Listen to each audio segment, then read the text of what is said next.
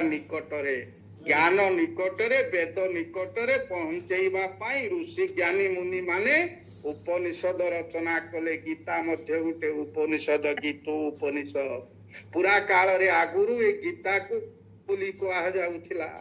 ଏଇ ମହାଭାରତରେ ଯଦି ଆପଣ ଦେଖିବେ ବହୁତ ପ୍ରକାର ଗୀତା ଅଛି, 94ରୁ ଅଧିକା ପ୍ରକାର ଗୀତା ଦେଖିବାକୁ ମିଳେ ମହାଭାରତରେ। ଏ ଭୀଷ୍ମ ଗୀତା, ବ୍ୟାଧ ଗୀତା, ଶବରୀ ଗୀତା, ସୌନକ ଗୀତା, ଗୀତା ଗୀତା ଗୀତା ତା ଭିତରେ ଅଛି, ଆମର ତ ଅଛି। ତାପରେ ଆମେ ଆଲୋଚନା କରିବା। ଆଉ ବାହାରେ ପ୍ରାୟ 113 ପ୍ରକାର ଗୀତା ଉପଲବ୍ଧି ହୁଏ। এই ପ୍ରକାର ବହୁ ପ୍ରକାର ଗୀତା ଅଛି। ତୁ ଯେତେ ଗୀତା ଅଛି ଗୀତା ଭିତରୁ ଶ୍ରୀମଦ୍ ଭଗବତ ଗୀତା ହଉଛି ସର୍ବଶ୍ରେଷ୍ଠ। ଏଇ ଯୋଉ ଗୀତାଟାକୁ ଏ ସର୍ବଶ୍ରେଷ୍ଠ କାହିଁକି? ଏ କୁରୁକ୍ଷେତ୍ର ଯୁଦ୍ଧରେ ମାନେ ମହାଭାରତ ଯୁଦ୍ଧ କ୍ଷେତ୍ରଟାରେ ହେଇଥିଲା।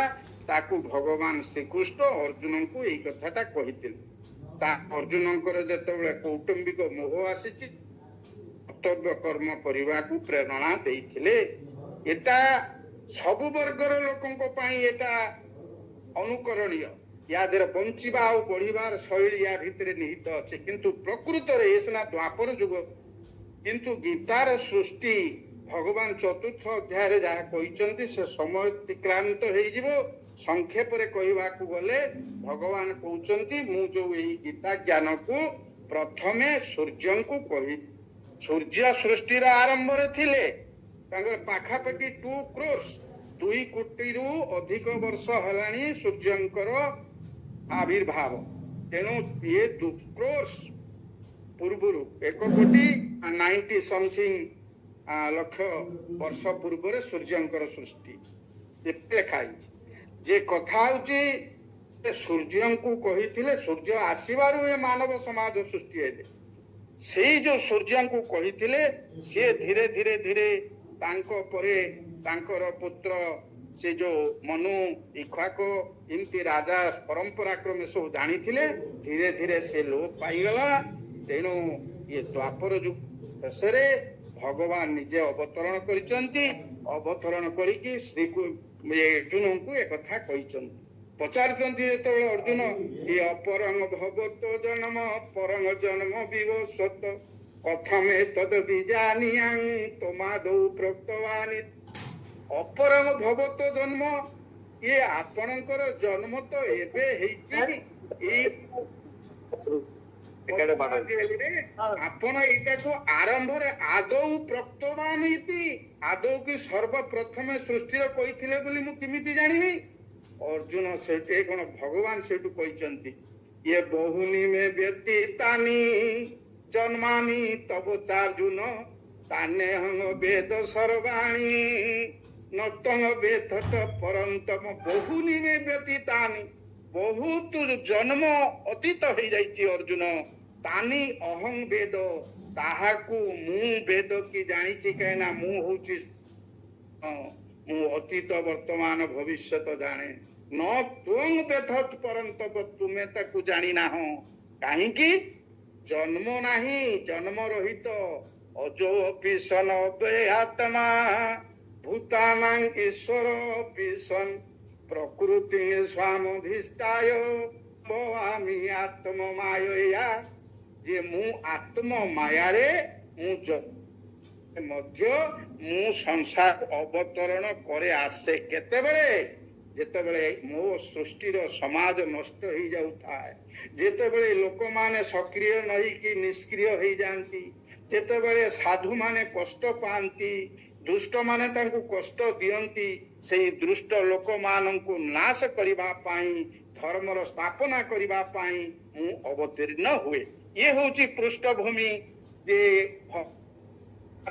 ପୂର୍ବରୁ। କିନ୍ତୁ କଥାଟା ପୁଣି ଦ୍ୱାପର ଯୁଗରେ ଆସିଲା। ଦ୍ୱାପର ଯୁଗରେ କାହିଁକି ଆସିଲା? ଦ୍ୱାପର ଯୁଗରେ ଏ ପ୍ରକାର ଏଇ ଯୋଉ କ୍ଷେତ୍ରରେ ସେ କହିଛନ୍ତି ଯେ ପାଣ୍ଡବ ଆଉ ଗୋଟେ ପଟେ କୌରବ। ଏଠି ଅଧର୍ମ ଏ ପ୍ରକାର ବ୍ୟାପି ଯାଇଥିଲା ଯେ ସେତେବେଳେ କୌଣସି ପ୍ରକାର ଆଇନ କାନୁନ କାମରେ ଲାଗୁ ନଥିଲା। ମାନେ ଅତିଷ୍ଠ ହେଇଯାଇଥିଲେ। ସେ ଯୋଉ ଆତତାୟୀର କାର୍ଯ୍ୟ ସେମାନେ କରୁଥିଲେ। ଅଗ୍ନି ଦଉ ଗର ଦଉ ଚୈବ ଶସ୍ତ୍ର ପାଣି ଧନାପହ କ୍ଷେତ୍ର ଦ୍ୱାରା ପର୍ତ୍ତାଚ ଏ ଷଢ଼ ଆପତାଇନ। ଅଗ୍ନିରେ ଆକ୍ରମଣ କରୁଥିଲେ କୌରବ ମାନେ ପାଣ୍ଡବ ମାନଙ୍କୁ, ତାଙ୍କ ଘରେ ସବୁ ନିଆଁ ଲଗେଇ ଦିଆ ହଉଥିଲା, ବିଷ ପ୍ରୟୋଗ କରିକି ଲୋକଙ୍କୁ ମାରି ଦିଆଯାଉଥିଲା। ସେତେବେଳେ ଶସ୍ତ୍ରରେ ଆକ୍ରମଣ କରାଯାଉଥିଲା, ଧନ ଅପହରଣ କରି ନେଇ ଯାଉଥିଲେ, ପାଣ୍ଡବ ମାନଙ୍କୁ ରାଜ୍ୟ ଭାଗ ଦେଇ ନଥିଲେ, ସ୍ତ୍ରୀ ଦ୍ରୌପଦୀଙ୍କୁ ସେ ସଭାରେ ତାଙ୍କୁ ବେଜିତ କରି ଅପମାନ କରିବା ପର୍ଯ୍ୟନ୍ତ କାର୍ଯ୍ୟ ହେଇଥିଲା ଏ ଦ୍ରୌପଦୀ। ସେତିକି ବେଳେ ସେଇ ସମୟରେ ଭଗବାନଙ୍କର ଆବିର୍ଭାବ ହେଇଛି। ପରିତ୍ରାଣାୟ ସାଧୁନାଂ ବିନାଶାୟ ଚ ଦୁଷ୍କୃତାଂ ଧର୍ମ ଆପନାର୍ଥାୟ ସମ୍ଭବାମି ଯୁଗେ ଯୁଗେ। ଏ ଗୀତା ହଉଛି ଗୋଟେ ଉପଦେଶାବଳୀ ଗ୍ରନ୍ଥ, ଯାହା ସୃଷ୍ଟିର ଆରମ୍ଭରେ ଭଗବାନ କହିଥିଲେ ମାନବ ସମାଜର କଲ୍ୟାଣ ପାଇଁ। ଆମେ ଟିକେ ସର୍ଟରେ ଜାଣିନେବା ଯେ ପ୍ରକୃତ ଗୀତା କଣ। ଗୀତାର ଅର୍ଥ ହଉଛି ସେଇ ସତ୍ୟ ଶିବ ସୁନ୍ଦର ଭଗବାନଙ୍କର ହୃଦୟର ବାଣୀକି ଗୀତା କୁହାଯାଏ। ତାଙ୍କ ବାଣୀ ଏମିତି ବାହାରେ ଦେଖିଦେଲେ କହିଦେଲେ ସେଟା ଗୀତା ହେଇପାରିବନି। ଗୀତା ହବ କେତେବେଳେ, ଯେତେବେଳେ ସେ ହୃଦୟର ବାଣୀଟା ମାନେ ହୃଦୟର ନିସ୍ତବ୍ଧତାର ସହରରୁ ଆପେ ଆପେ ସମାଜର କଲ୍ୟାଣ ପାଇଁ ଝଙ୍କୁରିତ ହେବ, ସେତେବେଳେ ତାକୁ ଗୀତା କୁହାଯିବ। ସେ ହଉଛି ଗୀତା। ଏଇଟା ଦ୍ୱାପର ଶେଷରେ କୃଷ୍ଣ ଅର୍ଜୁନଙ୍କୁ ମହାଭାରତ ଯୁଦ୍ଧରେ କହିଥିଲେ। କାହିଁକି କହିଲେ ନା ଅର୍ଜୁନଙ୍କର ବିଷାଦ ଆସି ଯାଇଛି, ବିଷାଦରୁ ସେ ପ୍ରସାଦ ଆଡକୁ ଟାଣି ନେଲେ। ଯେମିତି ଗୌତମଙ୍କର ବିଷାଦ ଆସିଲା, ତାକୁ ଦେଖିକି ସେ ନିର୍ବାଣରେ ପରିଣତ ହେଲେ। ସେଇ ପ୍ରକାର ଗୀତା ହଉଛି ଗୋଟିଏ ଗ୍ରନ୍ଥ, ଯୋଉ ଗ୍ରନ୍ଥରେ ମାନବ ସମାଜକୁ ଦୁଃଖ ମନରୁ ହଟେଇ ତାଙ୍କୁ ସୁଖ ଆନନ୍ଦାନ କରିବା ହଉଛି ଭଗବତ ଗୀତାର ଉଦ୍ଦେଶ୍ୟ। ଏ ଭଗବତ ଗୀତାକୁ ରଚନା କିଏ କଲେ, ଇଏ କେମିତି ଆସିଲା? ଭଗବାନ ତ ସେଠି କହିଲେ, ଆମେ ଜାଣିଲେ ୟା ଭିତରେ ବ୍ୟାସଦେବଙ୍କର ରୋଲ ଆସିଲା। ବ୍ୟାସଦେବ ଏଇଟାକୁ ରଚନା କଲେ, ମହାଭାରତ ଗୋଟେ ରଚନା କଲେ। ଯୋଉ ମହାଭାରତ 1,00,000 ଶ୍ଲୋକ ଅଛି ତାକୁ ବ୍ୟାସଦେବ ରଚନା କରିଛନ୍ତି।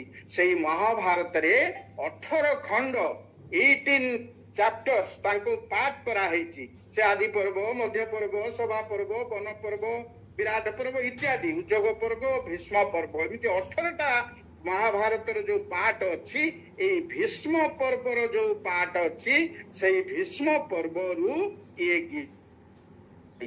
ଏ Gita is the part of Mahabharat. ତେଣୁ ସେଇ ଯୋଉ ଗୀତା ତା ଭିତରେ ଆସିଛି ଆମର ମହାଭାରତର ଭୀଷ୍ମ ପର୍ବରୁ, ତା ଭିତରେ 700 ଶ୍ଲୋକ ଅଛି ଆମେ ପାଇଛନ୍ତି। କେତେକ ଗ୍ରନ୍ଥରେ 701 ଅଛି, ଆଉ କେତେକ ଗ୍ରନ୍ଥରେ 745 ଅଛି। ସେ 745 ଶ୍ଲୋକ ଥିଲା, ମୋ ପିଲାଟି ଦିନେ ତାକୁ ଦେଖିଥିଲି, ଆଉ ତାକୁ ବର୍ତ୍ତମାନ ଏଭେଲେବିଲିଟି ନାହିଁ। କାରଣ ଆମେ ଯୋଉ ପରାଧୀନତାର ଶୃଙ୍ଖଳରେ ଶହ ଶହ ହଜାର ହଜାର ବର୍ଷ ରହିଲେ, ଏ ଶାସ୍ତ୍ର ଗୁଡିକ ନଷ୍ଟ କରି ଦିଆଗଲା। କିଛି ମହାନୁଭବନୀୟ ଲୋକ ତାକୁ ଲୁଚେଇକି ରଖିଥିଲେ, ଆମେ କିଛି କିଛି କିଛି କିଛି ପାଉଛନ୍ତି, ସବୁ ତ ନଷ୍ଟ କରି ଦିଆ ହେଇଛି। ତେଣୁ ଗୀତା 700 ଶ୍ଲୋକ ଅଛି, ସେ 700 ଶ୍ଲୋକରୁ ଭଗବାନ 575 ଶ୍ଲୋକ କହିଛନ୍ତି, ଅର୍ଜୁନ 55 କହିଛନ୍ତି, ସଞ୍ଜୟ 39 ଶ୍ଲୋକ କହିଛନ୍ତି, ଧୃତରାଷ୍ଟ୍ର ମାତ୍ର ଗୋଟିଏ ଶ୍ଲୋକ କହିଛନ୍ତି। 700 ଶ୍ଲୋକ ଆମର ଏଭେଲେବୁଲ ଅଛି, ଯୋଉଟା ପଢୁଛନ୍ତି। ତେଣୁ ଏଇ ଗୀତାଟାକୁ କୌଶଳ କଣ, ପ୍ରଥମେ ପଢିଲେ ତାପରେ ତ ଆମେ ତାକୁ ବୁଝିବା, ତାପରେ ତ ତାକୁ ହୃଦୟରେ ମନ୍ଥନ କରିକି ଜାଣିବା, ତାପରେ ତ ତାକୁ ମାନିବା, ହଁ କଥାଟା ଠିକ, ତାପରେ ତାକୁ ଅନୁସରଣ କରିବା, ପାଳି କର୍ମରେ ଲଗେଇବା, ତାପରେ 100% ବେନିଫିଟ ପାଇବା। ତାକୁ ଯୋଉ ପଢିବା ପାଇଁ ତାକୁ ଗୋଟେ ଶୈଳୀ ଆମର ଶାସ୍ତ୍ରକାର ମାନେ ତାକୁ ନିର୍ଦ୍ଧାରଣ କରିଛନ୍ତି। ଏ ଗୀତାଟା ଯୋଉ ଲେଖା ହେଇଛି, ଏ 2ଟି ଛନ୍ଦରେ ଲେଖା ହେଇଛି। ଗୋଟେ ହଉଛି ଅନୁଷ୍ଠୁପ ଛନ୍ଦ, ଆଉ ଗୋଟେ ଇନ୍ଦ୍ରବଜ୍ର ଛନ୍ଦ ବୋଲି ତାକୁ କହୁଛନ୍ତି, କି ଆଉ ଅନ୍ୟ କି ଛନ୍ଦ ବୋଲି କୁହାହଉଛି। ଏଇ ଯୋଉ ଅନୁଷ୍ଠୁପ ଛନ୍ଦ ଯୋଉ କହୁଛନ୍ତି, ଯେ ଆଗରୁ ଥିଲା, ପ୍ରଥମେ ପଢିଲେ ଅନୁଷ୍ଠୁପ ଛନ୍ଦ, ଶ୍ରୀମଦ୍ ଭଗବତ ଗୀତା ପ୍ରଥମରେ ପଢାଯାଏ, ଯେ ଅନୁଷ୍ଠୁପ ଛନ୍ଦରେ 645ଟି ଶ୍ଲୋକ ରଚନା କରାହେଇଛି, ଆଉ ଇନ୍ଦ୍ରବଜ୍ର ଛନ୍ଦରେ 55ଟି ଶ୍ଲୋକ ରଚନା କରାହେଇଛି। ତେଣୁ ଅନୁଷ୍ଠୁପ ଛନ୍ଦରେ ଯୋଉ 645 ଶ୍ଲୋକ ଅଛି, ସେ ଅନୁଷ୍ଠୁପ ଛନ୍ଦଟା କଣ ନା, ଅନୁଷ୍ଠୁପ ଛନ୍ଦଟା ହଉଛି ମାତ୍ର 32 ଅକ୍ଷର। 32 ଅକ୍ଷରଟା 2ଟା ଧାଡି ହେଇଛି, ଆଉ ସେଇ 2ଟା ଧାଡିଟା 4ଟା ଚରଣ ହେଇଛି। ତେଣୁ 8ଟି ଅକ୍ଷର ହଉଛି ଗୋଟିଏ ଚରଣ, ଦୁଇଟି ଚରଣରେ ଗୋଟିଏ ଧାଡି ହେଇଛି ଏବଂ ଦୁଇଟି ଧାଡିରେ ଗୋଟିଏ ଶ୍ଳୋକ ହେଇଛି। ତେଣୁ ଏଇ ଯୋଉ ଇଏଟା ହେଲା ଅନୁଷ୍ଠୁପ ଛନ୍ଦଟା, କିନ୍ତୁ ଇନ୍ଦ୍ରବ୍ରତ ଯୋଉ ଛନ୍ଦଟା ଅଛି ସେଥିରେ 55ଟି ଶ୍ଳୋକ ଅଛି। ସେଇ 55ଟି ଶ୍ଳୋକ କେମିତି ରଚନା କରାହେଇଛି ନା ସେ 44ଟି ଅକ୍ଷରରେ ହେଇଛି। ତାର 4ଟା ଚରଣ ଅଛି, 11ଟି ଅକ୍ଷର ହଉଛି ଗୋଟିଏ ଚରଣ, ଗୋଟିଏ ଧାଡି 11ଟି ଅକ୍ଷର। ସେଠି 8ଟି ଅକ୍ଷର 16ଟି ଅକ୍ଷରରେ ଗୋଟିଏ ଧାଡି, ଏଠି 11ଟି ଅକ୍ଷରରେ ଗୋଟିଏ ଧାଡି। ତେଣୁ ସେ ପଢା ହବଟା ଟିକେ ଶିଖିଗଲେ ଆମେ ଜାଣିଗଲେ ତାକୁ ଆମର ଗୀତା ପରିପ୍ଲିକିରି ସଂସ୍ଥା ଅଛି, ସେଠି ସେମାନେ ପଢା ଶିଖଉଛନ୍ତି।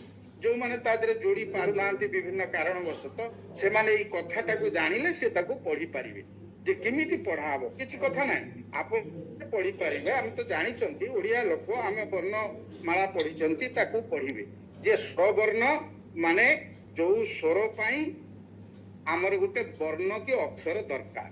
ସେଇ ସ୍ୱର ବର୍ଣ୍ଣରେ 2 ଭାଗରେ କରାହେଇଛି, ସ୍ୱର୍ଗ ସ୍ୱର ଆଉ ଗୋଟେ ଦୀର୍ଘ। ହର୍ଷ ମାନେ ସଟ୍ ନର୍ମାଲ ପଢା ହବ। ଯୋଉ ଅକ୍ଷର ଗୁଡାକ ଅ ଇ ହର୍ଷ ରୁ ଏଇ 4ଟା ଅକ୍ଷର ଥିବ ସେ ହଉଛି ଆର ସଟ୍ ନର୍ମାଲ। ଆଉ ଯୋଉ ଗୁଡାକ ଦୀର୍ଘ ସ୍ୱର କରାହେଇଛି ସେ ଯୋଉ ବାକି ଆ ଦୀର୍ଘ ଇ ଦୀର୍ଘ ଉ ରୁ ଲୁ ଏ ଐ ଓ ଔ, ଇଏ ହଉଛି ଦୀର୍ଘ ସ୍ୱର। ଏଟା ଲମ୍ବେଇକିରି ପଢା ହବ। ଏଗୁଡାକ ଉଚ୍ଚ ସ୍ୱରରେ ପଢା ହବ। ଇଏ ଦୀର୍ଘ, ଇଏ ହଉଛି ହ୍ରସ୍ୱ ସଟ୍। ତେଣୁ ଗୋଟେ ଉଦାହରଣ ଆମର କଣ ଦେଖିବା, ଧରନ୍ତୁ ପ୍ରଥମ ଶ୍ଳୋକ ଭଗବତ ଗୀତାର ଯେ ଧର୍ମ କ୍ଷେତ୍ରେ କୁରୁକ୍ଷେତ୍ରେ ସମବେତା ଯୁଯୁତ୍ସବ ମାମକା ପାଣ୍ଡବାଶ୍ଚୈବ କିମ ପୂର୍ବତ ସଞ୍ଜୟ, ଇଏ ଅନୁଷ୍ଠୁପ ଛନ୍ଦରେ ଲେଖାଗଲା। ଅନୁଷ୍ଠୁପ ଛନ୍ଦରେ କେମିତି ପଢାଯିବ ନା 8ଟା ଅକ୍ଷରରେ ଗୋଟିଏ ଚରଣ ହେଲା। 8ଟା ଅକ୍ଷର କିଏ ନା ଧର୍ମ କ୍ଷେତ୍ରେ କୁରୁକ୍ଷେତ୍ରେ, ଧର୍ମ କ୍ଷେତ୍ରେ କୁରୁକ୍ଷେତ୍ରେ, ସେଇଠି ଆପଣ ଟିକେ ରହିଲେ। 8ଟି ଅକ୍ଷର ରହିଲେ ଆପଣ ଟିକେ ନେବେ, ଆଉ ତାକୁ ପର ଯୋଉ 8ଟି ଅକ୍ଷର ଅଛି ତାକୁ ଆପଣ ଦେଖିବାର ଯୋଗ ପାଇଲେ। 2ଟା କଥା ପଢିବା ପାଇଁ ଦେଖନ୍ତୁ, ଏ କଥାଟା ବି ଭଗବାନ ଚିନ୍ତା କରୁଛନ୍ତି ଆମେ କେମିତି ତାକୁ ସୁଚାରୁ ରୂପେ ପଢିବା। ପଢିଲେ ତ ତାପରେ, ତେଣୁ ଏଇ ଯୋଉ ନର୍ମାଲ ପଢା ହବ ଆପଣଙ୍କର ଯୋଉ ଯେମିତି ଅକ୍ଷର ଆମେ ଓଡିଆରେ ପଢୁଛନ୍ତି ଆମେ ସେଇ ପ୍ରକାର ଧର୍ମ କ୍ଷେତ୍ରେ କୁରୁକ୍ଷେତ୍ରେ ରହିଲେ ସେଇ ଟିକେ 8ଟି ଅକ୍ଷର ହେଇଗଲା। ତାପରେ ସମ ବେତା ବେତା ଆକାର ଆସିଲେ ଏ ଟିକେ ଦୀର୍ଘ ହବ। ଦୀର୍ଘ ସ୍ୱର ଭିତରେ ଆ ଅଛି, ଦୀର୍ଘ ଉ ଅଛି, ଆଉ ଦୀର୍ଘ ଇ ଅଛି, ଏ ଐ ଓ ଇତ୍ୟାଦି ଅଛି। ତେଣୁ ଏଠି ଦୀର୍ଘ ହବ। କିନ୍ତୁ ଯୁଜୁ ସବ ବ ପାଖରେ ନର୍ମାଲ ପଢା ହବ, ସେଠି ଆଉ ଲମ୍ବିବନି। ସମବେତା ଯୁଜୁ ସବ ସେଠି କଟିଯିବ ଫଟକିରି। ମାମକାଃ ପାଣ୍ଡବାଶ୍ଚୈବ କିମ ପୂର୍ବତ ସଞ୍ଜୟ। ତେଣୁ ଧର୍ମ କ୍ଷେତ୍ରେ କୁରୁକ୍ଷେତ୍ରେ ସମବେତା ଯୁଜୁତ୍ସବ, ଇଏ ଗୋଟିଏ ଧାଡି 2ଟା ଚରଣ।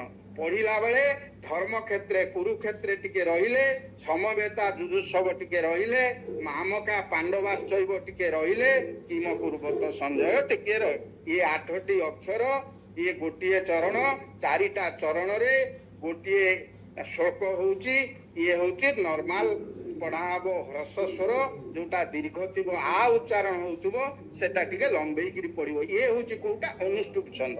ଆଉ ଗୋଟେ ଯୋଉ ଛନ୍ଦ ଅଛି ତା ଦେହରେ ଯୋଉ 55ଟି ଶ୍ଳୋକ ଅଛି ତାକୁ 44ଟି ଅକ୍ଷର ସେ ଶ୍ଳୋକରେ ଅଛି।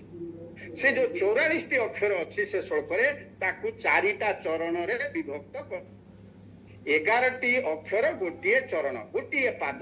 ସେଇ ଯୋଉ ଧରନ୍ତୁ ଆମେ ସେ ଶ୍ଳୋକ ଗୋଟିଏ ଉଦାହରଣ ନବା ଯେ ପ୍ରକୃତ ଇନ୍ଦ୍ରବଜ୍ର କଣ, ତାକୁ ଆଉ କେତେକ ଶାସ୍ତ୍ର ସେ ବୋଲି ଛନ୍ଦ କହୁଛନ୍ତି।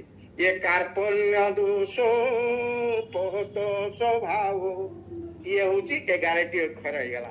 କାର୍ପଣ୍ୟ 3, ଦୋଷ 3 2 5, ପହତ ସ୍ୱଭାବ ହେଲା 6। ଏ 11ଟି ଅକ୍ଷର ହେଇଗଲା ପରେ ଆମେ ଟିକେ ସେଇଠି ରହିବା। କାର୍ପଣ୍ୟ ଦୋଷ ପହତ ସ୍ୱଭାବ, ଏ ହେଲା 2ୟ ଅଧ୍ୟାୟର 7 ନମ୍ବର ଶ୍ଳୋକ। ସେଇ ପ୍ରକାର ଆପଣ ପୃଚ୍ଛାମିତ୍ୱାଙ୍ଗ ଧର୍ମ ସମୂଢ ଚେତା ଯଶ୍ରେୟ ସାନ୍ନି ଶୀତଙ୍ଗ ଗୃହୀତ ନମେ ଶିଷ୍ୟତେ ଅହଂ ସାଧିମାଂ। ଇଏ ହଉଛି 44ଟି ଅକ୍ଷର, ଇଏ 4ଟା ଧାଡି, 11ଟା ଅକ୍ଷରରେ ଗୋଟିଏ ଧାଡି। ଇଏ ହଉଛି ଯୋଉଟା ଦୀର୍ଘ ହବ ଆ ଇତ୍ୟାଦି दीर्घ दीर्घ सब ये सब लंबा है दीर्घ स्वर हम से स्वरटा टिके लंबिले ताकू दीर्घ स्वर कह जाए ह्रस कोटा जोटा लंबिब ना जोटा कटिज नर्माल पढ़ा हम सी है ह्रस तेणु ये स्वरवर्णर कथा तेणु ये चारिटी अक्षर अच्छी आउ बाकी जो 8टी कि 9टी ये दीर्घ अच्छी ये पढ़ा हबार कथा ये जेहेतु भगवत गीता विषय आम आलोचना करुचंती आम पढ़ा हबाटा शिखिले सिना तापरे द्वितीय स्तर को जीवा जे ताकू बुझिबा तेणु ये वर्तमान आम देखा समय अल्प आम टे गढ़ई दबा जे ये कुरुक्षेत्रटा कौ जगह आपण मैंने जानते से हरियाणार कुरुक्षेत्र रे दिल्ली रो उत्तर को अवस्थित से गोटे पांडव आठी उपस्थित होती युद्ध पाई पांडवंकर 5 भाई आपण मैंने जानते अच्छी अन्य पक्षरे कौरवंकर 100 भाई बंधु बांधव सहयोगी अच्छा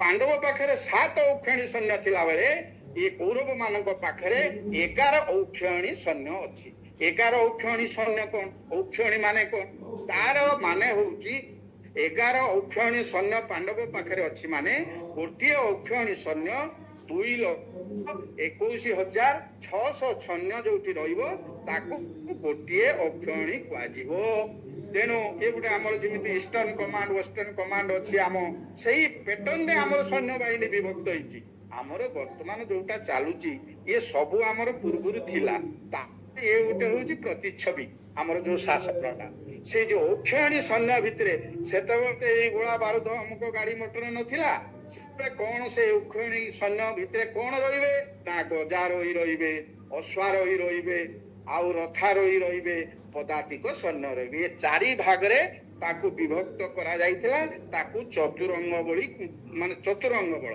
ताकू चतुरंग बल बोली कहा होतला जार तार गोटे निर्दिष्ट संख्या सब अच्छी ताकू आपण मान देखिबे जे गजारोही केते रहिबे अश्वारोही केते रहिबे रथारोही केते रहिबे पदातिक सैन्य केते रहिले गोटे औक्षणी सैन्य हबो एही प्रकार 2,21,600 गुणन 7 जेतिकी सैन्य हैला पांडव मानक पाखे अच्छा 21,600 गुणन 11 जेतिकी सैन्य हैला से कौरव मान पाखे अच्छा तेणु वर्तमान देखु कौरवंकर सैन्य संख्या केते गुण रे माने अधिक हो कार पांडवों ठारू तेणु ये पांडव होउचंती कम कौरव होउचंती बेसी एटा केबे माने ये जो युद्धटा हेइतिला ताकू गवेषक माने देखिचंती जे 3,140 ख्रीष्टपूर्व प्लस 2025 वर्तमान ख्रीष्टाब्द अर्थात 5,165 वर्ष पूर्वे ये महाभारत युद्ध होइतिला बोली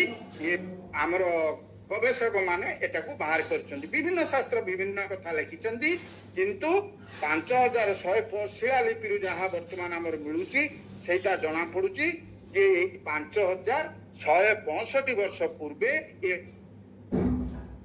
दिन आरंभ होइतिला ना मार्गशीर मास त्रयोदशी तिथि रे ये महाभारत युद्ध आरंभ होइतिला आम पाखको जो आसिला गीता कौन है ना आरंभ रे आम पाखु आसीनी गीताटा आसीनी ये भीष्म जेतेबेले 10 दिन युद्ध कला परे तांको सामना को शिखंडी आसी से सेटु आ युद्ध करने को मना कर देइचंती भीष्म कहउचंती कौन ना ये बलवंत सेना बलवान ठारे देखाए जे पराक्रम बलहीन ठारे बल देखाइबा नुहई क्षत्रिय धर्म जे क्षत्रिय धर्म होची से बलवान सांगरे ता समकक्ष योद्धा सांगरे लड़िबो तेणु से जेतेबेले शिखंडी आछंती से छाड़ी देइचंती 55 दिन अपेक्षा करिचंती उत्तरायण है से मृत्युवरण कर 10म दिन कौन है बोली संजय को जेतेबेले पचारिचंती धृतराष्ट्र संजय वर्णना करिचंती गीतार सेठू आसी किंतु प्रकृत युद्धटा ये मार्गशीर मास आपणकर त्रय आरंभ होइतिला आम पाखु तापरे 10 दिन परे एटा को श्लोकन को आसिला एटा केते समय भगवान कहिथिले ये 2 मुहूर्त रे भगवान गीता कहिचंती 2 मुहूर्त माने मात्र 48 गुणन 2 96 मिनिट रे गीता कहा जाइतिला आपण जो दिन 96 मिनिट रे गीताटा को पाठ करि देबे आपण जानिबे जे हां मु गीतार प्रकृत पाठी 96 मिनिट्स रे से गीताटा को भगवान कृष्ण अर्जुन को कही या पूर्व त्रेतया जुगे अष्टावक्र ऋषि सी जनक को 4 मिनिट रे गीता कही देथिले गीता ज्ञान तांको देथिले 4 मिनिट रे किंतु ये श्री कृष्ण 96 मिनिट रे गीता प्रदान कले। ये गीता कहिबार कारण कौन ना अर्जुन जेतेबेले गोटे कौटुंबिक मोह आसीची युद्ध क्षेत्र पटरे कौरव गोटे पटरे होउचंती आपणकर पांडव सेतिक बेले पहुंची जाइचंती कि कृष्ण सारथी होइचंती अर्जुन रथरे पहुंचिकरी से युद्ध क्षेत्र में पहुंचते अर्जुन कहते हे अच्युत तापय में अच्युत तुम्हें टिके नहीं कि मते देखाओ ये रथटा को मझिरे रख मु देखिबी को माने आछंती युद्ध करबा को युद्ध क्षेत्र रे से देख तांकर माने शरीरटा सिद्धि तांकर मुह सुखी जाउची शरीर रे कंपन होउची रोम टांकुरी उठुची गांडीव धनु खसी पड़ुची ठिया हवा को समर्थन हुए ये शोक सब अछि ये दृष्टि मम स्वजनं कृष्ण जुजुत्सन समुपस्थितं सिदंती मम गात्राणि मुखं च परिशुष्यति मुह सुखी जाउची शरीर रे जो कंपन सृष्टि होउची गांडीवं संसते हस्ता तोक चैव परिद गांडीव धनु खसी पड़ुची तोक कि पुड़ी गला परी लागुची न च सकलम अवस्था तुम भ्रमति अचमे मन मुंडटा फुलै दउची से आउ ठियाई पन्ने काहे की कोन पे ये प्रकार होउची ना गोटे जेतेबेले से देखुचंती पितामह मो बुढ़ा बापा से होउचंती भीष्म मते पिलाटी दिने काखई की बुथिले शिक्षा गुरु जे मते धनुषर शिक्षा देती से माने ठिया हैचंती तने गुरु माननकु ए भाई माननकु ए बंधु माननकु ए माननको मा कोन हबो रक्त लिप्त भोग तुल्य हबो मोर ये दरकार नाही ये राज्य दरकार नाही बरम भिक्षान्न भोजन करिवि मु जो ये युद्ध करिवि नाही तापरे मुंड तांकर जेतेबेले भुलेई देछि रथ ऊपर से बसी पड़िचंती धनुषर को पादरे पाद पाखरे भगवान को रखि देइचंती कहउचंती प्रभु मु तुमर शिष्य मु तुमर शरणागत मते दे ज्ञान प्रदान करो मो इंद्रियर दुख जो आसुची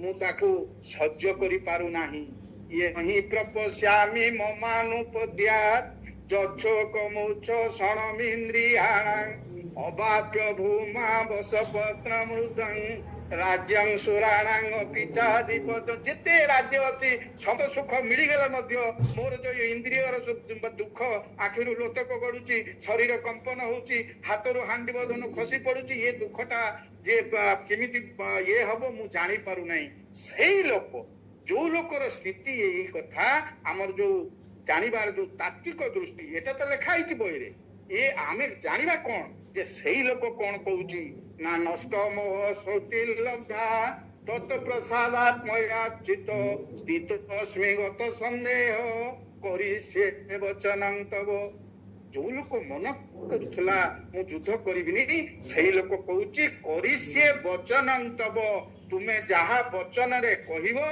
मु ताहा करिबि नष्ट मोह मोर मोह नष्ट हेई गला मोह कोन थिला जे गुरु द्रोणंक प्रति मोह तन भीष्म पितामहं प्रति मोह भाई मानक प्रति मोह आचार्यान मातुलान भातृन पुत्रान सखी तथा ससुरान सुदश्चैव सेनैरुभयरपि ए मानक प्रति मोह भाई माने मरि जिवे भाई मानक स्त्री माने विधवा हेई जिवे पिला माने बाप छेउंड हेई जिवे स्त्री माने दूषिता हेई जिवे धीरे धीरे वर्ण संकर जात हबो तांको ठारू पितृपुरुष पानी पाइबे नाही जे एटा नष्ट होला केमि दिस इज द प्रॉब्लम से सॉल्व कले केमिति भगवान कृष्ण एटा होची गीता किपरि नष्ट होईची अरे अर्जुन तू जहा पाई शोक ताहा पाई शोक करिवा कथा नुह ए असोच्यान सोच प्रज्ञावादांश भास से गोटे जो कथा पाई सोच करिवा कथा नुहे सोचना करिवा कथा नुहे दुख करिवा कथा नुहे सेही मानक पई तू दुख करूचु ए कथा सुन गता सुनच नानु सोचंती पंडिता ये जोटा गत हो जाइछे मरि जाइछंती जो माने मरि नांते अछंती एगुडा पे दुख काहे की करिवु प्रज्ञा जो मानकर उदय हेछि से माने एगुडा को सब चिंता करंती नाही काहे की अरे तू ते आत्मा तू पा शरीर नुहे ये आत्मा पा अविनाशी प्रत्येक लोक पा जन्म हेले मरिबो मले पुणी जन्म हबो ता कर्म अनुसार जन्म पाइबो तू ए मानक पई शोक काहे की करूचु ନଷ୍ଟ ମୋହ ତାଙ୍କର ମୋହଟାକୁ ସେ ନଷ୍ଟ କରିଦେଇଛନ୍ତି ଭଗବାନ କୃଷ୍ଣ। ନଷ୍ଟ କଲେ ନା ସ୍ମୃତିରେ ତାଙ୍କୁ ସ୍ମୃତି ଶକ୍ତି ଆତ୍ମଜ୍ଞାନ ଦେଲେ। ଆତ୍ମଜ୍ଞାନ ହରେଇ ଦେଇ କିଏ ନା ଅର୍ଜୁନ କଣ ସ୍ମୃତି ଶକ୍ତି ତାକୁ ପ୍ରଦାନ କଲେ? କହିଲେ ଆରେ ତୁ ଇଏ ପିତା ତ ନିଜର ପିତା ଯିଏ ପରମାତ୍ମା ଯୋଉଠୁ ଆସିଛୁ ମମେଇ ଭାଂଶ ଜୀବ ଲୋକେ ଜୀବଭୂତ ସନାତନ ଭଗବାନଙ୍କର ଆମେ ଅଂଶ। ଆମର ପିତା ସେଇ ଉପରେ ଅଛି, ଆମକୁ ଡାକୁଛି, ତୁ ତା କତିକି ତାକୁ ନ ଜାଣିକି ତାକୁ ତୁ ସ୍ମୃତିରେ ହଜେଇ ଦେଇକି ତୁ ଭାବୁଛୁ କଣ ନା ମୁଁ ହଉଛି ସ୍ୱତନ୍ତ୍ର। ନା ତୁ ସ୍ୱତନ୍ତ୍ର ନୁହେଁ, ତୁ ପା କ୍ଷତ୍ରିୟ। ସେ ସ୍ମୃତି ଶକ୍ତିରେ ଭୁଲି ଯାଇଥିଲା ଯେ ସେ ଜଣେ କ୍ଷତ୍ରିୟ ବୋଲି, ଯେ କ୍ଷତ୍ରିୟର କାର୍ଯ୍ୟ କଣ ଏ କଥା ବି ଭୁଲି ଯାଇଥିଲା। ସ୍ମୃତିରେ ଲବ୍ଧା ତାକୁ ସେଇ ଆତ୍ମଜ୍ଞାନ ଦେଲେ। ଆରେ ତୁ ଯଦି କ୍ଷତ୍ରିୟ ତ କ୍ଷତ୍ରିୟର କାର୍ଯ୍ୟ କଣ ନା ଶୌର୍ଯ୍ୟ ତେଜ ଧୃତିରି ରାକ୍ଷମ ଯୁଦ୍ଧେ ଚାପ ପଳା ଦାନ ଈଶ୍ୱର ଭାବଶ୍ଚ କର୍ମ ସ୍ୱଭାବ ଶୌର୍ଯ୍ୟ ପରାକ୍ରମ ତେଜ ଧୃତି ଧୈର୍ଯ୍ୟ ଦାକ୍ଷ ଦକ୍ଷତା ଯୁଦ୍ଧେ ଚ ଅପି ଅପଳାୟନ ଯୁଦ୍ଧେ ଚାପ୍ୟ ପଳାୟନ। ଯୁଦ୍ଧରେ ସେ ପଳେଇବନି, ମରିବ ବରଂ ରଣରେ, କିନ୍ତୁ ଫେରିବନି କ୍ଷତ୍ରିୟ। ତୁ ପା ଜଣେ କ୍ଷତ୍ରିୟ। ଏଇଟାକୁ ସ୍ମୃତିରେ ତାର ପୁରେଇଲେ, ତାକୁ ଆତ୍ମଜ୍ଞାନ ଦେଲେ। ଆତ୍ମ ମାନେ ମୁଁ, ଜ୍ଞାନ ମାନେ ଜାଣିବା। ମୁଁ ୟାରି ଉପରେ ଆଲୋଚନା ହବ ଗୋଟିଏ କ୍ଲାସ କେବଳ ଉପରେ। ବର୍ତ୍ତମାନ ଆମେ ସର୍ଟରେ ଏତିକି ଜାଣିବା ଯେ ଯୋଉ ଲୋକ ମନା କରୁଥିଲା ଯୁଦ୍ଧ କରିବା ପାଇଁ ତାକୁ ଆତ୍ମଜ୍ଞାନ ଦେଲେ। ଅର୍ଥାତ ଆତ୍ମ ଅର୍ଥାତ ମୁଁ, ଜ୍ଞାନ ଅର୍ଥାତ ଜାଣିବା, ତାକୁ ଜଣେଇ ଦେଲେ ଯେ ତୁ ହଉଛି କିଏ, ସେଇ ପରମାତ୍ମାଙ୍କର ସନ୍ତାନ। ତୁ ପରମାତ୍ମାଙ୍କୁ ଭୁଲି ଯାଇଛୁ, ପୁଣି ନିଜର କର୍ତ୍ତବ୍ୟ ଭୁଲି ଯାଇଛୁ। ପରମାତ୍ମା ଆମ ପାଇଁ ସମସ୍ତ କାର୍ଯ୍ୟ କରୁଛନ୍ତି। ଏ କଥାଟାକୁ କହିଲା କହୁଛନ୍ତି ସ୍ଥିତୋସ୍ମି ନଷ୍ଟ ମୋହ ସ୍ମୃତି ଲବ୍ଧା ତତ୍ ପ୍ରସାଦାତ୍ ମୟା ଚିତ ତତ୍ ପ୍ରସାଦାତ୍ ତୋ ପ୍ରସାଦରୁ ତୋ ଦୟାରୁ ମୁଁ ଜାଣୁଛି ହେ ଅଚ୍ୟୁତ। କଣ ଜାଣିଲା ପରେ ହଉଛି ସ୍ଥିତୋସ୍ମି, ସ୍ଥିର ହେଲା, ଅସ୍ଥିର ହେଇଯାଇଥିଲା। ଏକ ଅଧ୍ୟାୟରେ ପ୍ରଥମ ଅଧ୍ୟାୟରେ ଯୋଉ 30 ନମ୍ବରରେ ସେ କହୁଥିଲା ନ ତ ସ୍ୱପ୍ନମ୍ୟ ଅବସ୍ଥା ତୁ ମୁଁ ଠିଆ ହେଇପାରୁନି, ଭ୍ରମତିବ ଚ ମୋ ମନ, ମୋ ବୁଲେଇ ଦଉଛି, ନିମିତ୍ତାନି ଚ ପଶ୍ୟାନି, ମୁଁ ଦେଖୁଛି ସମସ୍ତେ ଏ ହଉଛି ବିପରୀତ ଲକ୍ଷଣ ସବୁ ମୁଁ ଦେଖୁଛି। ବିପରୀତାନି ଟିକେ ସବୁ ନିମିତ୍ତ ମାତ୍ର ଏ ସଂସାର, ଏଇ ଯୋଉ ଭ୍ରମ, ଏଇ ଯୋଉ ଜିନିଷ ଗୁଡାକ, ଏଇ ଗୁଡାକ ତା ମୁଣ୍ଡରୁ ଯୋଉ ଥିଲା ଅସ୍ଥିର ହେଇଯାଇଥିଲା ମୁଣ୍ଡଟା, ସେ ସ୍ଥିର ହେଇଗଲା। କେତେବେଳେ ସ୍ଥିର ହେଲା ନା ଯେତେବେଳେ ଭଗବାନ ବିଶ୍ୱରୂପ ଦେଖେଇ ଦେଲେ, କହିଦେଲେ। ଆଶ୍ଚର୍ଯ୍ୟ ହେଇଯାଉଛି ଅର୍ଜୁନ। ଆଖ୍ୟାଇ ମେ କୋ ଭବାନୁଗ୍ରହ ରୂପ ନମସ୍ତୁତେ ଦେବ ପର ପ୍ରସିଦ୍ଧ ବିଜ୍ଞାତୁମିଚ୍ଛାମି ଭବନ୍ତମାଦ୍ୟଂ ନହି ପ୍ରଜାନାମି ତବ ପ୍ରବୃତ୍ତି। ଇଏ ହଉଛି 31 ନମ୍ବର ଶ୍ଲୋକ 11 ଅଧ୍ୟାୟ ବିଶ୍ୱରୂପର। ସେ କହୁଛନ୍ତି ପ୍ରଭୁ ତୁମେ କିଏ? ବିଶ୍ୱରୂପରେ ଯେତେବେଳେ ଦେଖେଇଛନ୍ତି ଯେ ସମସ୍ତ ପ୍ରାଣୀ ମାନେ ତାଙ୍କ ଭିତରେ ଅଛନ୍ତି, ଏବଂ ଏ ଯୋଉ ମାନେ ପ୍ରାଣୀ ମାନେ ସେ ତାଙ୍କର ଯେତେବେଳେ ସମୟ ଆସୁଛି, ସେ ଯୋଉମାନେ ଭଲ କାମ କରିଛନ୍ତି ନିଆଁ ମଲା ବେଳେ ପୋଡିକି ମରୁଛନ୍ତି, ପତଙ୍ଗ ଯେମିତି ନିଆଁ ମରେ, ଅସଂଯମୀ ଅଧର୍ମୀ ଲୋକମାନେ, ପାପୀ ମାନେ ମରିଲା ବେଳେ ଯୋଉମାନେ ଧର୍ମୀ ଲୋକ କ୍ଷେତ୍ରରେ ନଦୀ ମିଶିଲା ଭଳିଆ ଧୀରେ କଷ୍ଟ ଶୂନ୍ୟ ମୃତ୍ୟୁ ବରଣ କରୁଛନ୍ତି। ଏ କଥାଟା ଦେଖି କାଳସ୍ମି ଲୋକ କ୍ଷୟ କୃତ ପ୍ରବୃତ୍ତି ଲୋକାନ୍ ସମାହର୍ତ୍ତୁର୍ମିହ ପ୍ରବୃତ ବୃତେ ବିତ୍ୱାନ ନ ଭବିଷ୍ୟନ୍ତି ସର୍ବେ ଅବସ୍ଥିତା ପ୍ରତ୍ୟନ୍ନକେଷୁ ଯୋଦ୍ଧା। ଭଗବାନ କହୁଛନ୍ତି 32 ନମ୍ବର ଶ୍ଲୋକ 1ରେ, ମୁଁ ହଉଛି କାଳ ଲୋକକ୍ଷୟ କର୍ତ୍ତା। କାରଣ ବିଶ୍ୱରୂପ ଦର୍ଶନ ଦେଖି ଡରିଗଲା ଅର୍ଜୁନ। କହିଲା ଇଏ କଣ, ମୁଁ ଭାବିଥିଲି ସଖା ବୋଲି, ମୁଁ ଭାବିଥିଲି ମାନବ ବୋଲି, ମୁଁ ତାକୁ ବହୁତ କଥା କହିଦେଇଛି, ସେତେବେଳେ ଦେଖିଦେଇଛି ୟାର ଭିତରେ ସାରା ସଂସାରକୁ। ସେ ପଚାରୁଛି ପ୍ରଭୁ ତୁମେ କିଏ, ମତେ ଟିକେ ତୁମର ସେ ସମୟ ଦେଖାଅ। ସେ କହୁଛନ୍ତି ମୁଁ କାଳ, ଯୋଉଟା କି ରବଟ ଓପେନହାଇମର, କାଲି ଆଲୋଚନା ହବ, ଯିଏ ଅଟୋମ ବମ୍ ବାହାର କରୁଛୁ ସେଦିନ ସେ ଯୋଉ ଲ୍ୟାବରେଟୋରୀରେ, ଏ କାଲି ଆଲୋଚନା ଅଛି। ଭାରି ଗୁରୁତ୍ୱ ଆଲୋଚନା, ଇମ୍ପୋର୍ଟାନ୍ସ ଅଫ ଭଗବତ ଗୀତା, ଭଏସ ଭଗବତ ଗୀତା। ଏଇଟା କାହିଁକି ବିଶ୍ୱର 1 ନମ୍ବର ଗ୍ରନ୍ଥ ହେଇଛି, ଆସନ୍ତା କାଲି ଆଲୋଚନା ଅଛି। ତେଣୁ ବର୍ତ୍ତମାନ ଭଗବତ ଗୀତାର ସାର ମର୍ମକୁ ଆଲୋଚନା କରିବାକୁ ଯାଇ ଗୋଟେ ଲୋକ ମନା କରୁଛି, ପୁଣି ସେ କରୁଛି। ଏଇ ଯୋଉ ମଝିରେ ଗୀତାଟା ରହୁଛି। ତେଣୁ କହୁଛନ୍ତି ତସ୍ମାତ୍ ଉତ୍ତିଷ୍ଠ ଯଶଲଭସୁ ଜିତ୍ୱା ଶନ୍ତ୍ରୁନୁ ମୁଖ୍ୟ ରାଜ୍ୟଂ ସମୃଦ୍ଧଂ ମୟି ଏତେ ନିହତା ପୂର୍ବମେବ ନିମିତ୍ତ ମାତ୍ର ଭବ ସଦ୍ୟସାଚିନ୍। ତୁ ନିମିତ୍ତ ମାତ୍ର ମୟି ବେତେ ନିହତା ପୂର୍ବମେବ, ମୋ ଦ୍ୱାରା ଏମାନେ ହତ ହେଇ ସାରିଛନ୍ତି। ସ୍ଥିତୋସ୍ମି ଅସ୍ଥିର ହେଇଯାଇଥିଲା ନା, ମୁଣ୍ଡ ବୁଲେଇଥିଲା। ଯେତେବେଳେ ସେ ଦେଖି ଦଉଛନ୍ତି କଣ ନା ଦଶମ ଦ୍ରୋଣଞ୍ଚ ଭୀଷ୍ମଞ୍ଚ ଜୟଦ୍ରଥଞ୍ଚ କର୍ଣ୍ଣଂ ତଥାନ୍ୟନପି ଯୋଧବୀରାନ୍। ଏଇ ଯୋଉ ଭୀଷ୍ମ, ଏଇ ଯୋଉ ଜୟଦ୍ରଥ, ଏମାନେ ସବୁ ମରି ସାରିଛନ୍ତି। ଏ ଅର୍ଜୁନ ମୁଁ ଏମାନଙ୍କୁ ମାରି ସାରିଛି, ତୁ କେବଳ ଉପଲକ୍ଷ ମାତ୍ର, ଲୋକ ଦେଖିବେ ଅର୍ଜୁନ ମାରୁଛି। ଏ କଥାଟା ଯେତେବେଳେ ସେ ଦେଖିଦେଲା, ତା ମନରେ ତ ଗୋଟେ ସନ୍ଦେହ ଥିଲା, ସେ ଅସ୍ଥିର। ସେତିକି ବେଳେ ସେ କଣ କରୁଛି ନା ସ୍ଥିର ହେଇଯାଉଛି। ଯେ ଅର୍ଜୁନଙ୍କର ଅଲଗା ପ୍ରକାର ଚିନ୍ତାଧାରା ଥିଲା ନା, ବୁଝେଇ ଦଉଛନ୍ତି ତୁ ଯଦି ମରିଯାଉ ହତବା ପ୍ରାପ୍ସି ସ୍ୱର୍ଗଂ ଜିତ୍ୱା ବା ବହି ତସ୍ମାତ୍ ଉତ୍ତିଷ୍ଠ କୌନ୍ତେୟ ଯୁଦ୍ଧାୟ କୃତ ନିଶ୍ଚୟ। ତୁ ମହିମଣ୍ଡଳରେ ରାଜା ହବୁ ଯଦି ମରିଯାଉ, ଯେ ଏଇ କଣ ଯଦି ଜିତି ଯାଉ, ଯଦି ମରିଯାଉ ତୁ ସ୍ୱର୍ଗ ପ୍ରାପ୍ତ ହବୁ। ଯୋଉ ମରିଗଲେ ସ୍ୱର୍ଗ ପ୍ରାପ୍ତ ହେଲେ, ତୁ ଏ ଧର୍ମ ଯୁଦ୍ଧରେ ମରିଲେ ହବୁ, ସ୍ୱର୍ଗ ସୁଖ ସେଠି ଲାଭ କରିବୁ। ଯୋଉଟା ଲାଡେନ୍ ଲେଖିଥିଲା, ଲାଷ୍ଟରେ ଯୋଉ ପିଲାମାନେ ଯାଇକି ପେଣ୍ଟାଗନ କୁ ମାରିଲେ, ଆମେରିକାର ଏ ଟ୍ରେଡ୍ ଟାୱାର କୁ ମାରିଲେ, ଲାଷ୍ଟ ଲେଟର ଅଫ ଲାଡେନ୍ ଯୋଉମାନେ ନେଇକି ଗଲେ ତାକୁ ଚିଠି ଦେଇଥିଲା, ସେ ଲେଖିଥିଲା। ସେ ଗୀତା ପଢୁଥିଲା ଲାଡେନ୍। ଆମେ କାଲି ଆଲୋଚନା କରିବା ସେ କଥା। ଯେ କଥା ହଉଛି ଯେ ଏଇ ଯୋଉ ଯୁଦ୍ଧରେ ତୁ ମଲେ ସ୍ୱର୍ଗକୁ ଯିବୁ, ସ୍ୱର୍ଗ ସୁଖ ଲାଭ କରିବୁ, ଗଲେ ମହିମଣ୍ଡଳରେ ରାଜା ହବୁ। ଏ କଥାଟା ସେ ଜାଣିଗଲା ପରେ ତାର ସ୍ଥିର ହେଇଯାଇଛି। ସନ୍ଦେହ, ତାର ଯୋଉ ସନ୍ଦେହଟା ଥିଲା ଯେ ମୁଁ ମାରିଲେ ପାପ ହବ, ଭଗବାନ ତାକୁ ବୁଝେଇ ଦେଲେ ଏ କୁକର୍ମୀ ମାନଙ୍କୁ, ଅଧର୍ମୀ ମାନଙ୍କୁ, ଯୋଉମାନଙ୍କୁ ମାରିଲେ ତୋର ଧର୍ମ ହବ, ଏ ଦୁଷ୍କୃତ ମାନଙ୍କୁ ହବ ନା ଧର୍ମ ସଂସ୍ଥାପନା ହବ। ଭଗବାନଙ୍କ କାର୍ଯ୍ୟରେ ଭଗବାନଙ୍କର ଅଂଶ, ଆମେ ମମେଇ ଅଂଶ। ତେଣୁ ଭଗବାନଙ୍କର କାର୍ଯ୍ୟ ଯାହା, ଏ ମଣିଷର ମଧ୍ୟ କାର୍ଯ୍ୟ ହଉଛି ସେଇଆ। ଏ କଥାଟା ସେ ଯେତେବେଳେ ଶୁଣିଲା ଏବଂ ଦେଖିଲା, ତାପରେ ତାର କଣ ହେଇଛି, ସେ ଜାଣୁଛି ଯେ ମାରିଲେ ଆଉ ପାପ ହବ ନାହିଁ। ତାକୁ ପୁଣି କ୍ଲାରିଫାଏ କଲେ 18 ଅଧ୍ୟାୟର 17 ନମ୍ବର ଶ୍ଲୋକରେ, ଏ ଯସ୍ୟ ନାହଂକୃତ ଭାବ ବୁଦ୍ଧିର୍ ଯସ୍ୟ ନ ଲିପ୍ୟତେ ହତ୍ୱାପି ସଇମା ଲୋକା ଅହଂତି ନ ନିବଧ୍ୟତେ।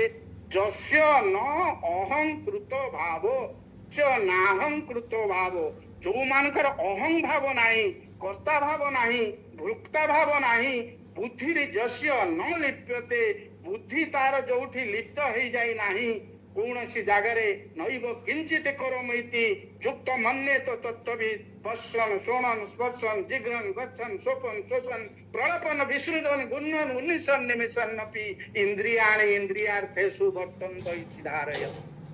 ବ୍ରହ୍ମଣ୍ୟାଧ୍ୟାୟ କର୍ମାଣि ସଂୟମତେ ଲିପ୍ୟତେ ନ ସ ପାପେନ ପଦ୍ମ ପତ୍ରମିମାମ୍ଭସା।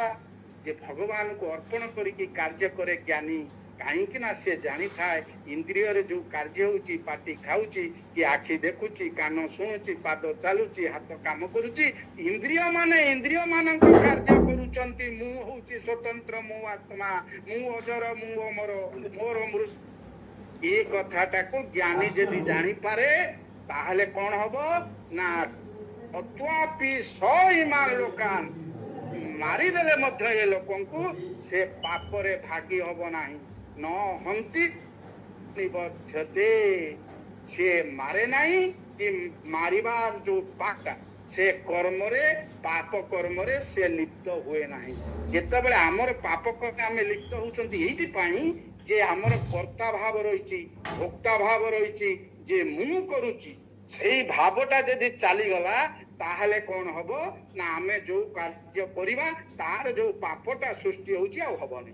ଯସ୍ୟ ନାହଂକୃତ ଭାବ, ଇଏ ହଉଛି 18 ଅଧ୍ୟାୟର 17 ନମ୍ବର ଶ୍ଲୋକରେ। ଆପଣ ମାର୍କ କରିକି ନେଇକି ଦେଖିବେ କେମିତି କେତେବେଳେ ଆମକୁ ପାପ ଲାଗିବ ନାହିଁ। ତାପରେ କହୁଛି କରିଷ୍ୟ ବଚନ ତବ ହେ କୃଷ୍ଣ, ବଚନ ପାଳନ କରିବି। ଯୋଉ ଲୋକ ମନା କରୁଥିଲା ମୁଁ କରିବି ନାହିଁ, ମତେ ମାରି ଦିଅନ୍ତୁ, ମୁଁ ଅଶସ୍ତ୍ର ଅବସ୍ଥାରେ ଅଛି, ଯଦି ମାମଙ୍ଗ ପ୍ରତିକାରଂ ଶସ୍ତ୍ରଂ ଶସ୍ତ୍ର ପାଣୟ ଧାତରାଷ୍ଟ୍ରାରଣେ ହନ୍ୟୁ তন্নে ক্ষেম তরঙ্গ ভবে অপ্রতিকার অবস্থায় অশস্ত্র অবস্থায় মু অছি এই সময়ে শস্ত্রধারী মানে যদি মতে মারি দিয়ন্তি সেইটা ମୋ পক্ষে মঙ্গলকর হব সেই লোক কହୁଛି যে মু করিছে বচন তব আউ মানিছে নুহে আউ শুনিছে নুহে মানিবি শুনিবি নুহে করিবি যুদ্ধ করিবি ଯୋଉ ଲୋକ ମନା କରୁଥିଲା ମୁଁ ଯୁଦ୍ଧ କରିବା ପାଇଁ ସେଇ ଲୋକ ଯୁଦ୍ଧ କର୍ମ କଲା ଫଳରେ କଣ ହେଲା ନା ୟାର ସାରମର୍ମ କଣ ଆସିଲା ନା ଅର୍ଜୁନଙ୍କ ମନରେ ସେଦିନ ଯୋଉ ବିଷାଦ ସେଇ ରଣାଙ୍ଗନାରେ ଆସିଥିଲା କୌରବ ଆଉ ପାଣ୍ଡବଙ୍କ ମଝିରେ ତାଙ୍କର ରଥ ରଖି ଦେଇଥିଲେ ଭଗବାନ କୃଷ୍ଣ ସେ ଦେଖିଲା ପରେ ଯୋଉ ବିଷାଦ ଯୋଉ ଥିଲା ସେଇ ଦୁଃଖଟାକୁ ସେ ବୁଝିକି ଦୁଃଖର ନିରାକରଣ ପାଇଁ କାର୍ଯ୍ୟ କଲେ ଯୁଦ୍ଧ କଲେ ତାପରେ ତାଙ୍କର ପ୍ରସାଦରେ ପରିଣତ ହେଲା ଜିତିଲେ ସୁଖ ଭୋଗ କଲେ ତେଣୁ ସାରମର୍ମ ହେଲା ଯେ ଯଦି ଦୁଃଖଟାକୁ ବୁଝେ ଏବଂ ଦୁଃଖଟାକୁ କାର୍ଯ୍ୟ କରି ନିରାକରଣ କରେ ତେବେ ସେ ସୁଖ ପାଇବ ସୁଖ ଖୋଜିଲେ ସୁଖ ମିଳେ ନା ସୁଖ ଖୋଜିଲେ ଦୁଃଖ ହିଁ କେବଳ ମିଳିବ ବୁଦ୍ଧଦେବ ସେଇଦିନ ଦୁଃଖଟାକୁ ବୁଝିଲେ ଯେ ଚାଲି ଦେଖୁଛନ୍ତି ରୋଗୀ ଲୋକ ତା ଭିତରେ ଜ୍ୱର ତା ଭିତରେ ବିଭିନ୍ନ ପ୍ରକାର ରୋଗ ସେ ଚାଲି ପାରୁନାହିଁ କିଛି ବାଟ ଗଲା ପରେ ଗୋଟେ ବୁଢଟାକୁ ଦେଖୁଛନ୍ତି ବାଡି ଧରି ଚାଲୁଛି ପୁଣି କିଛି ବାଟ ଗଲା ପରେ ଦେଖୁଛନ୍ତି ଗୋଟେ ଶବ ମୃତ୍ୟୁବରଣ କରିଛି ଏ ତିନିଟା କଥା ଦେଖିଲା ପରେ ସେ ଦୁଃଖୀ ହେଇଗଲେ କହିଲେ ଆରେ ସଂସାରଟା ଦୁଃଖମୟ ମୁଁ ତେଣୁ କଣ କରିବି ତେଣୁ ତାର ଦୁଃଖକୁ ନିରାକରଣ ପାଇଁ ଉପାୟ ଖୋଜିଲେ ଦେଖିଲେ ଏ ଦୁଃଖର କେବଳ ଡିଜାୟାର କାମନାର ବିନାଶ ହେଲେ ଦୁଃଖର ବିନାଶ ହବ ଦୁଃଖର ଯୋଉ ଦିନ ସମ୍ପୂର୍ଣ୍ଣ ବିନାଶ ହବ ସେଇଦିନ ଆମ ନିର୍ବାଣ ପ୍ରାପ୍ତି ହବ ମୋକ୍ଷ ପ୍ରାପ୍ତି ହବ ପ୍ରାପ୍ତ ହବ ଯେ ପର୍ଯ୍ୟନ୍ତ ଆମ ମନରେ ଦୁଃଖ ଥିବ ସମ୍ପୂର୍ଣ୍ଣ ଭାବରେ ଦୁଃଖ ନାଶ ହେଇନଥିବ ସେ ପର୍ଯ୍ୟନ୍ତ ମୁକ୍ତି ମିଳିବ ନାହିଁ ତେଣୁ ମୁକ୍ତି ପାଇବାକୁ ହେଲେ କଣ କରିବାକୁ ପଡିବ ନା ବନ୍ଧନ ଆମର କଣ କଣ ଅଛି ତାକୁ ଦେଖିବାକୁ ପଡିବ ବନ୍ଧନକୁ ଏ ଶରୀର ଆଉ ମନରୁ ହଟେଇ ଦେଲେ ଯାହା ରହିବ ତାହା ହଉଛି ମୁକ୍ତି ଏ ଧନେଇ ସେନା ଧନ ବନ୍ଧନରେ ଆମେ ପଡିଛନ୍ତି ପୁତ୍ରେଇ ସେନା ଯୋଉମାନେ ଆମର ପୁଅ ବନ୍ଧୁ ବାନ୍ଧବ ଇତ୍ୟାଦି ତାଙ୍କର ଆଫେକ୍ସନ ଆସକ୍ତିରେ ପଡିଛନ୍ତି ଲୋକେଇ ସେନା ମତେ ଏତେ ଲୋକ ଆନନ୍ଦ ମତେ ଦେବେ ପ୍ରାଇଜ ଦେବେ ଅଙ୍କ ଦେବେ ଢଙ୍କ ଦେବେ ଏଇ ଯୋଉ ବନ୍ଧନ ଗୁଡିକ ଆମ ମନକୁ ସବୁ ଘାରି ଦେଇଛି ସେ ବନ୍ଧନ ଗୁଡିକ ଯଦି ଆମ ମନରୁ ପଳେଇବ ତେବେ ଯାଇକି ଆମେ ମୁକ୍ତି ପାଇବା ଆମେ ଚାହିଁବା ଜ୍ଞାନ ପାଇବା ଜ୍ଞାନ ପ୍ରାପ୍ତ କରିବାକୁ ହେଲେ କଣ କରିବ ବହି ପଢି ଦଉଛନ୍ତି ସମସ୍ତେ ତ ବହି ପଢୁଛନ୍ତି ଜ୍ଞାନୀ ହେଇଯାଉନାହାନ୍ତି କାହିଁକି ନା ଜ୍ଞାନ ପାଇବାକୁ ହେଲେ ଅଜ୍ଞାନତାଟାକୁ ଦୂର କରିବାକୁ ପଡିବ ମୋର କଣ କଣ ମୁଁ ଜାଣି ନାହିଁ ମୋର ତ ଅଙ୍କ ହଉଛି ମୁଁ ଫେର ସେଇ ଅଙ୍କ ପଢିବି ସେ ଜ୍ଞାନୀ ହବନି ସେ ଜ୍ଞାନୀ କେତେବେଳେ ହବ ତାର ଇଂଲିଶ ଟା ହଉନାହିଁ ତାର ଅଜ୍ଞାନତାଟା ହଉଛି ଇଂଲିଶ ତେଣୁ ଇଂଲିଶ ଟାକୁ ସେ ପଢିକି ଇଂଲିଶ ଟାକୁ ସରଳ ଭାବରେ ବୁଝିଗଲେ ସେ ଲୋକଟା ଜ୍ଞାନୀ ହବ ତେଣୁ ଜ୍ଞାନ ପାଇବାକୁ ହେଲେ ଅଜ୍ଞାନତାଟା କଣ କଣ ଅଛି ଶରୀର ମନରେ ତାକୁ ଜାଣି ଦୂର କଲେ ଜ୍ଞାନୀ ହବ ସକ୍ରେଟିସ୍ ସେଦିନ କହିଥିଲେ I no what I do not know best statement in the world ଏ ସାରା ବିଶ୍ୱରେ ବେଷ୍ଟ ଷ୍ଟେଟମେଣ୍ଟ ଯେ ଜ୍ଞାନୀ କେମିତି ହବ ନା ଯଦି ଅଜ୍ଞାନତାଟାକୁ ଜାଣିବ ସକ୍ରେଟିସ୍ କହୁଛନ୍ତି ଆଇ ନୋ ମୁଁ ଜାଣିଛି ମୋ ଅଜ୍ଞାନତାଟା କଣ ସେ ହଉଛି ଜ୍ଞାନୀ ମୁଁ ଚାହୁଁଛି କ୍ଷମତାବାନ ହେବି ଶକ୍ତିବାନ ହେବି କେମିତି ହେବି କଣ କଲେ ହେବି ମୁଁ କଣ ଯାଇକି ଜିମ୍ନାସିୟମ ଚାଲିଗଲେ କ୍ଷମତାବାନ ହେଇଯିବି ନା ମୋ ଅକ୍ଷମତାଟା କଣ କଣ ଅଛି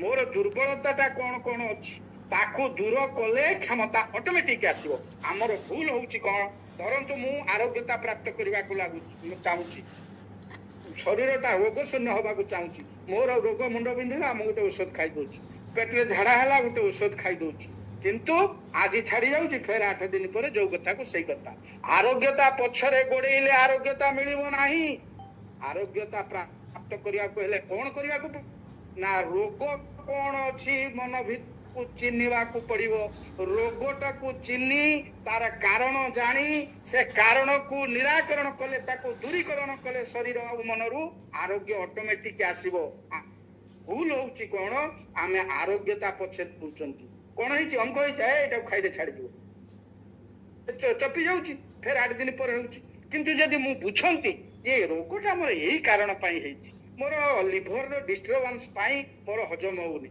କି ମୋର ଲିଭରର ଡିଷ୍ଟର୍ବାନ୍ସ ପାଇଁ ମୁଣ୍ଡଟା ବିନ୍ଧୁଛି ମୁଁ ଲିଭରଟାକୁ ସଜାଡି ଦେଲେ ସିନା ରୋଗ ଛାଡିବ ମୁଁ ଏନାସିନ ଟ୍ୟାବଲେଟ ଖାଇଲେ ଛାଡିବ ମୁଁ ଚାହୁଁଛି ଯୋଗୀ ହେବି ଯୋଗ କରିକି ଭଗବାନଙ୍କୁ ଜାଣିବି, ଯୋଗ କରିକି ସମତା ଆଣିବି। ମତେ ଯୋଗୀ ହେବାକୁ ହେଲେ କଣ କରିବାକୁ ପଡିବ ନା ମତେ ବିయోଗ କରିବାକୁ ପଡିବ। ଏ ମନ ଭିତରେ ଯୋଉ କାମ, କ୍ରୋଧ, ଲୋଭ ଇତ୍ୟାଦି ମଦ ମାତ୍ସର୍ଯ୍ୟ ଅଛି ତାକୁ ତ୍ୟାଗ କରି ପରମାତ୍ମାଙ୍କ ଚରଣରେ ମୋ ଆତ୍ମାକୁ ଲଗେଇଲେ, ମନଟାକୁ ସ୍ଥିର କଲେ, ତାପରେ ଯାଇକି ଯୋଗୀ ହେବି। ଯୋଗୀ ଖାଲି ଲୁଗାପଟା ପିନ୍ଧିକି ବସିକି ନିରାହାରରେ ଏକାଦଶୀ କଲେ ଯୋଗୀ ହେଇପାରିବନି। ଯୋଗୀ ହବାକୁ ହେଲେ ମତେ ବିయోଗ କଲେ ମୁଁ ଯୋଗୀ ହେବି। ଯେ ପର୍ଯ୍ୟନ୍ତ ଶରୀରରୁ ବିయోଗ ହେଇନାହିଁ ସେ ପର୍ଯ୍ୟନ୍ତ ଯୋଗୀ ହେଇପାରିବ ନାହିଁ। ମୁଁ ଚାହୁଁଛି ଭଗବାନଙ୍କୁ ପ୍ରାପ୍ତ ହେବି। ଭଗବାନଙ୍କୁ ପ୍ରାପ୍ତ ହେବି କେତେବେଳେ? ଯେତେବେଳେ ଭଗବାନଙ୍କ ଗୁଣ ବ୍ୟତୀତ ଯୋଉ ଆସୁରିକ ଗୁଣ ଗୁଡିକ ଏ ଶରୀରରେ ଅଛି ତାକୁ କାଢି ଅଟୋମେଟିକ ମୁଁ ଭଗବାନ ହେବି। ଭଗବାନ ମତେ ଠୁଳେଇ ନେବେ, ତାଙ୍କ ସନ୍ତାନ ବୋଲି ମାନିବେ। ଏ ଦମ୍ଭ ଦର୍ପ ଅଭିମାନଶ୍ଚ କ୍ରୋଧ ପାରୁଷ୍ୟମେବଚ ଅଜ୍ଞାନଂ ଚାଭିଜାତସ୍ୟ ପାର୍ଥ ସମ୍ପଦମ୍ ଆସୁରୀମ୍। ଏଇ ଯୋଉ ଗୁଣ ଗୁଡାକ ଦମ୍ଭ ଦର୍ପ ଅଭିମାନ କ୍ରୋଧ ଏ ପାରୁଷ୍ୟ ମାନେ କଠୋରତା ଅଜ୍ଞାନ ଏଗୁଡାକ ଯେତେବେଳେ ଆମ ଶରୀରର ମନରୁ ଯେତେବେଳେ ଯାହା ରହିବ ସେ ହଉଛି ଭଗବାନ। ଭଗବାନ ତ ପ୍ରତ୍ୟେକ ଜାଗାରେ ଅଛନ୍ତି, ତାଙ୍କୁ ଖୋଜିବାକୁ ପଡିବନି, କୁଆଡେ ଯିବାକୁ ପଡିବନି। ନିଜ ଭିତରେ ଭଗବାନଙ୍କ ବ୍ୟତୀତ ଯୋଉ ଆସୁରିକ ଗୁଣ ଗୁଡାକ ଅଛି ତାକୁ କାଢିଦେଲେ, ଟାକୁ ମନରୁ କାଢିଦେଲେ, ରୋଗକୁ ମନରୁ କାଢିଦେଲେ, ଅଶାନ୍ତିଟାକୁ କାଢିଦେଲେ, ଦୁଃଖଟାକୁ କାଢିଦେଲେ, ଯାହା ରହିବ ଆନନ୍ଦ ସେଇ ହଉଛି ଭଗବାନ। ସେଦିନ ଜୀବନରେ କଣ କଲେ ଗୌତମ ବୁଦ୍ଧ? ସେ ଗୌତମ ତାଙ୍କ ପ୍ରଥମେ ନାଁ ଥିଲା, ସେ ବୁଦ୍ଧରେ ପରିଣତ କେତେବେଳେ ହେଲେ? ଯେତେବେଳେ ସେ ଦୁଃଖଟାକୁ ବୁଝିଲେ, ଦୁଃଖର କାରଣ ଖୋଜିଲେ, ଦୁଃଖର କାରଣ ଜାଣି ତାକୁ ନିରାକରଣ କଲେ, ତାପରେ ସେ ବୁଦ୍ଧତ୍ୱ ପ୍ରାପ୍ତ ହେଲେ। ଗୌତମଙ୍କର ନାଁ ବୁଦ୍ଧ ନଥିଲା ପ୍ରଥମେ। ବୁଦ୍ଧତ୍ୱ ମାନେ ଜ୍ଞାନ। ସେଇ ବୁଦ୍ଧରେ ପରିଣତ ହେଲେ କେତେବେଳେ? ଯେ ମନରୁ ଦୁଃଖଟାକୁ ଯେତେବେଳେ ସେ ଦୂର କଲେ, ଯେତେବେଳେ ମନରେ ତାଙ୍କର ଦୁଃଖ ଆସିଛି, ଦୁଃଖ କରିବାର ଉପାୟ ଖୋଜିଲେ, ଭଗବାନ କୃଷ୍ଣଙ୍କ ଚରଣରେ ସେ ଶରଣ ନେଲେ। ଭଗବାନ କୃଷ୍ଣ ତାକୁ ବତେଇ ଦେଲେ ଯେ ଏଇ ହଉଛି ତୋର ଦୁଃଖର କାରଣ। ଏ ଦୁଃଖର କାରଣ ଜାଣି କଣ କଲେ ନା ନିରାକରଣର ରାସ୍ତା କହିଲେ। ସେ ରାସ୍ତାଟା ଜାଣିଲା ପରେ ଅର୍ଜୁନ ତାର ଆତ୍ମଜ୍ଞାନ ଆସିଛି, ତାର ମୁକ୍ତି ଆସିଛି, ଆନନ୍ଦ ଆସିଛି, ତାପରେ ସେ ମୋକ୍ଷ ପ୍ରାପ୍ତ ହେଇଛି। ମୁଁ ଚାହୁଁଛି ଅହିଂସା ପ୍ରାପ୍ତ, ଅହିଂସା ବ୍ରତରେ ରହିବି, ଅହିଂସା ବ୍ରତ ରହିବି। ଯେତେବେଳେ ମୁଁ ହିଂସାର ଭୟାବହତା ଜାଣିବି ଯେ ହିଂସା ହେଲେ ମନରେ ମୋର ଏଇଆ କ୍ଷତି ହଉଛି, କ୍ରୋଧ ଆସୁଛି, ବ୍ଲଡ ପ୍ରେସର ବଢୁଛି ହିଂସା କଲେ, ଏବଂ ମୋ ଲୋକମାନେ ମରୁଛନ୍ତି ହଣାକଟାରେ, ତାପରେ ମୁଁ ଅହିଂସାକୁ ମାନେ ଯିବି। ହିଂସାର ଭୟାବହତା ଯିଏ ଜାଣିନାହିଁ ସେ କେବେ ଅହିଂସାକୁ ଯାଇପାରିବ ନାହିଁ। ପାକିସ୍ତାନ ଅହିଂସାକୁ ଯାଉନି, ଏବେ ଯିବ ଅହିଂସାକୁ। ହିଂସାର ଭୟାବହତା ଜାଣି ହିଂସାକୁ ମନରୁ ଦୂର କଲେ ଅହିଂସା ଆପେ ଆପେ ଆସିବ। ବ୍ରହ୍ମଚର୍ଯ୍ୟ ଆମେ ପାଳନ କରିପାରୁନାହାନ୍ତି। କାହିଁକି ବ୍ରହ୍ମଚର୍ଯ୍ୟ ପାଳନ କରିପାରୁନା? କାଲି ଯୋଉ ଆମେ ବିଷୟ ଆଲୋଚନା କରୁଥିଲେ, ସେ ଆଲୋଚନାର ବିଷୟବସ୍ତୁ କୋଉମାନେ ମୃତ୍ୟୁକୁ ଜୟ କରିବେ, ଆଉ କେତେ ଗୁଡିଏ ପଏଣ୍ଟ ରହିଛି, ସମୟ ସୁବିଧା ହେଲେ ସେଗୁଡାକ ସବୁ ଆଲୋଚନା ହବ। ସମୟ ତ ବର୍ତ୍ତମାନ ଅତିକ୍ରାନ୍ତ ହେଇଗଲା, ତେଣୁ ଏଇଠି ଆମର ବକ୍ତବ୍ୟ ରଖିବା। କାହିଁକିନା ଏ ଆଜିକାର ସାରମର୍ମ ହେଲା ଆମକୁ ବିଷାଦରୁ ପ୍ରସାଦ ଆଡକୁ ଗତି କରିବାକୁ ହେଲେ ଆମକୁ ବିଷାଦର କଣ କାରଣ କଣ ସବୁ ଜାଣିବାକୁ ପଡିବ, ଭଗବାନଙ୍କ ଚରଣରେ ସମର୍ପିତ ହେବାକୁ ପଡିବ। ଭଗବାନଙ୍କ ଚରଣରେ ସମର୍ପିତ ହେଲେ, ଭଗବାନଙ୍କର ଯୋଉ ଆଶୀର୍ବାଦ ହେଲେ ଆମେ ଜ୍ଞାନ ପ୍ରାପ୍ତ ହବା, ଆତ୍ମଜ୍ଞାନ ପାଇବା, ମୁକ୍ତି ପାଇବା, ଆନନ୍ଦ ପାଇବା, ମୁଖ୍ୟ ହବ। ବକ୍ତବ୍ୟ ଶେଷ କରୁଛି। ନମସ୍କାର। ଆସନ୍ତାକାଲି ଇମ୍ପୋର୍ଟାଣ୍ଟ